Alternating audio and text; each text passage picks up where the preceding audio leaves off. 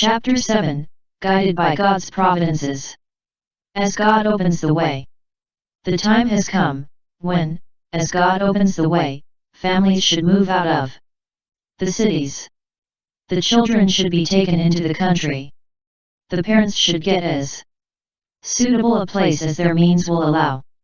Though the dwelling may be small, yet there should be land in connection with it, that may be cultivated. Manuscript 50, 1903. God will help His people. Parents can secure small homes in the country, with land for cultivation, where they can have orchards and where they can raise vegetables and small fruits to take the place of flesh meat, which is so corrupting to the lifeblood coursing through the veins.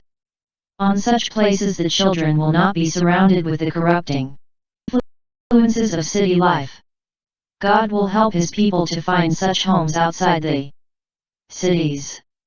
Medical Ministry, 310. To help open the way. More and more, as time advances, our people will have to leave the cities.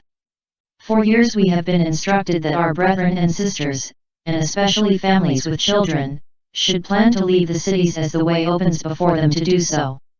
Many will have to labor earnestly to help open the way. But until it is possible for them to leave, so long as they remain, they should be most active in doing missionary work, however limited their sphere of influence may be. The Review and Herald, September 27, 1906. Counsel and caution to those who anticipate leaving the cities. A communication written December 22, 1893, in response to a letter from a leading worker in Battle Creek, informing Mrs. White that in response to the admonition that our people should move out of Battle Creek, between 1 and 200 were preparing to leave as soon as possible. Compilers. Your letter tells me, my brother, that there are many who are stirred deeply to move out of Battle Creek. There is need, great need, of this work being done, and now. Those who have felt at last to make a move, let it not be in a rush, in an excitement, or in a rash manner, or in a way that hereafter they will deeply regret that they did move out. Take heed that there shall be no rash movements made in heeding the counsel. In moving from Battle Creek, do nothing without seeking wisdom of God, who hath promised to give liberally to all who ask, and who upbraideth not. All that anyone can do is to advise and counsel, and then leave those who are convicted in regard to duty to move under divine guidance, and with their whole hearts open to learn and obey God. I am troubled when I consider that there may be even some of our teachers who need to be more evenly balanced with sound judgment. The messengers who bear the message of mercy to our world, who have the confidence of the people, will be appealed to for advice. Great caution must be exercised by these men who have not genuine experience in practical life, and who will be in danger of giving advice, ignorant of what that advice may lead others to do. The gift to counsel. Some men have insight into matters, having ability to counsel. It is a gift of God.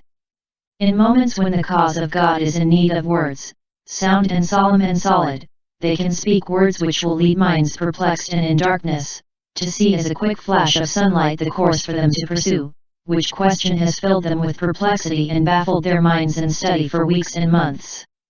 There is an unraveling, a clearing up of the path before them, and the Lord has let His sunlight in, and they see their prayers are answered, their way is made clear.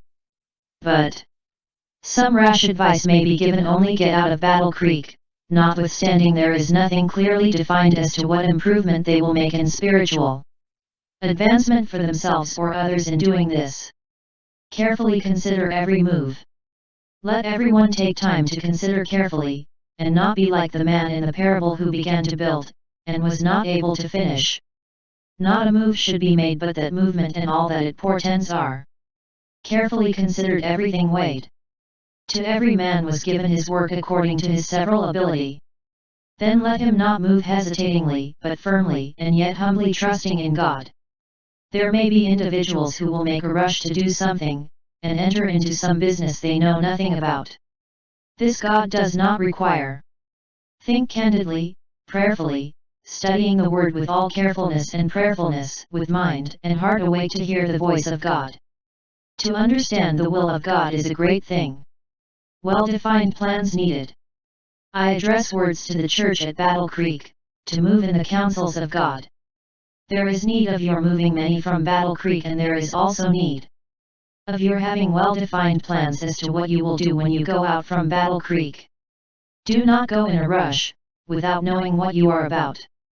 Oh, for generals, wise and considerate, well-balanced men, who will be safe advisers, who have some insight into human nature, who know how to direct and counsel in the fear of God.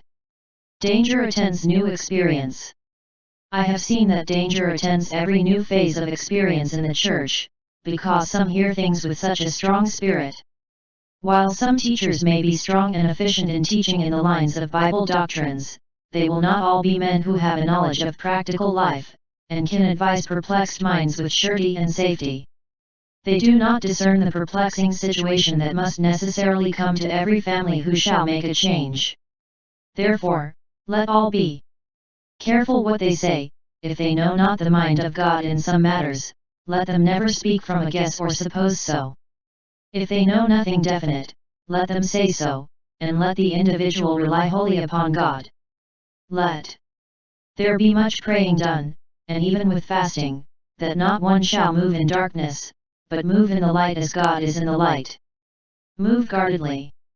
Let there be nothing done in a disorderly manner, that there shall be a great loss or sacrifice made upon property because of ardent, impulsive speeches which stir up an enthusiasm which is not after the order of God, that a victory that was essential to be gained, shall, for lack of level-headed moderation and proper contemplation and sound principles and purposes, be turned into a defeat. Let here be wise generalship in this matter, and all move under the guidance of a wise, unseen counselor, which is God. Elements that are human will struggle for the mastery, and there may be a work done that does not bear the signature of God. Now I plead with every soul to look not too strongly and confidently to human counselors, but look most earnestly to God, the one wise in counsel. Submit all your ways and your will to God's ways and to God's will. The aftermath of rash moves. Should some move hastily and fly out of Battle Creek, and be brought into discouragement, they will reflect, not upon themselves for moving unadvisedly, but upon others who, they will charge, brought a pressure to bear upon them. All their discomfiture and defeat are charged back upon those who should not be reflected upon. Now, just now, is the time when the perils of the last days are thickening around us, and we need wise men for counselors, not men who will feel it duty to stir up and create disorder, but who cannot possibly give wise counsel and organize and arrange that every stirring up shall bring order out of confusion and rest and peace in obeying the word of the Lord. Let every man be found in his true place, to do some work for the Master, according to his several ability. How shall this be done? Take my yoke upon you, saith Jesus Christ, who hath bought you with his own precious blood, whose servants and property you are, and learn of me, for I am meek and lowly in heart, and ye shall find rest unto your souls. For my yoke is easy and my burden is light. If everyone will come to Jesus in a teachable spirit, with contrition of heart, then he is in a condition of mind to be instructed and to learn of Jesus and obey his orders. Spread every plan before God. We cannot have a weak faith now, we cannot be safe in a listless, indolent, slothful attitude. Every jot of ability is to be used, and sharp, calm, deep thinking is to be done. The wisdom of any human agent is not sufficient for the planning and devising in this time. Spread every plan before God with fasting, and with the humbling of the soul before the Lord Jesus, and commit thy ways unto the Lord. The sure promise is, He will direct the paths. He is infinite in resources. The Holy One of Israel, who calls the host of heaven by name, and holds the stars of heaven in position, has you individually in his keeping. I would that all could realize what possibilities and probabilities there are for all who make proficiency in their trust. The life hid with Christ in God ever has a refuge. He can say, I can do all things through Christ which strengtheneth me. I leave this matter with you, for I have been worried and troubled in regard to the dangers that assail all in Battle Creek, lest they shall move indiscreetly and give the enemy advantage. This need not be, for if we walk humbly with God, we shall walk safely. Letter 45, 1893.